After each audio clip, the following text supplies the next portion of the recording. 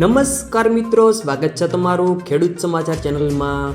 મિત્રો, આજના આ વિડીયોમાં અંબાલાલ પટેલ દ્વારા આવતું ચોમાસું કેવું રહેશે અને આજે કેટલાક જિલ્લામાં માવઠું પડવાની શક્યતાઓ છે, તો આ તમામ માહિતી વિશે આ વિડીયોમાં વાત કરીશું।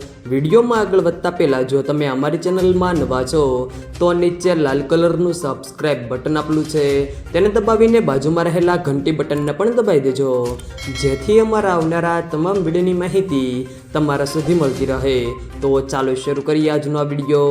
અંબાલાલ પટેલની આગાહી સામે આવી છે, જેમાં રાજ્યના ખેડૂતો અને તમામ લોકો રાહ જોઈને બેઠા રહ્યા છે કે આ વર્ષે કેવો વરસાદ પડશે, ક્યારે વરસાદની શરૂઆત થશે, ચોમાસું ખેંચાશે કે શું, આ તમામ પ્રશ્નો તેમણે મૂંઝવણમાં મુક્ત કર્યા। ત્યારે આજે હવામાન નિષ્ણાત અંબાલાલ પટેલની આગાહી કરી છે કે રાજ્યમાં ચોમાસું વહેલું બેસી જશે।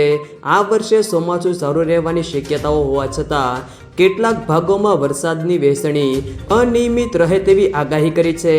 અંબાલાલ પટેલે આગાહી મુજબ આ વર્ષે ચોમાસું વહેલું શરૂ થવાની શક્યતાઓ છે। આ વર્ષે 14થી 28 મેમાં આંધી વંટોળ સાથે પ્રી મોન્સૂન એક્ટિવિટી પણ શરૂ થશે। 23થી 24 મેમાં વાદળો આવી શકે છે, ત્યારબાદ 8થી 12 જૂનમાં ચોમાસાની શરૂઆત થશે। સામાન્ય રીતે ગુજરાતમાં 15 જૂનથી ચોમાસું શરૂ થાય છે।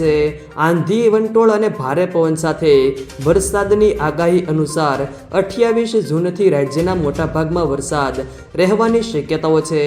રાજ્યમાં જુલાઈ માસમાં સારો વરસાદ રહે તેવી આગાહી તેમના દ્વારા કરવામાં આવી છે। આ વર્ષે આંધી વંટોળ અને ભારે પવન સાથે વરસાદ રહેશે। પાક માટે આ વર્ષે પાછોતરા વરસાદની શક્યતાઓ રહેતા દુધિયા દાણા આવવાની અવસ્થામાં પાક ઉપર વિષમ અસર થાય છે। દક્ષિણ ગુજરાત અને દક્ષિણ સૌરાષ્ટ્રમાં વધુ વરસાદ નોંધાશે। વલસાડ અને બનાસકાંઠામાં પણ અત્યંત ભારે વરસાદની આગાહી કરવામાં આવી છે। રાજ્યમાં હવામાન વિભાગની આગાહી બાદ વાતાવરણમાં એકદમ પલટો આવ્યો હતો। રાજ્યમાં આગાહી અનુસાર ઉત્તર ગુજરાત, સૌરાષ્ટ્ર, કચ્છ, મધ્ય ગુજરાતમાં વીજળીના કડાકા સાથે કેટલાક વિસ્તારોમાં હળવો તો કેટલાક વિસ્તારોમાં ભારે વરસાદ પડી શકે છે। જો મિત્રો વિડીયો પસંદ આવે તો વિડીયોને લાઈક કરો, તમારા મિત્રો સાથે શેર કરો, અને જો તમે અમારી ચેનલમાં નવા હો તો ચેનલને સબસ્ક્રાઈબ જરૂર કરજો, જેથી અમારા આવનારા તમામ વિડીયોની માહિતી તમારા સુધી મળતી રહે।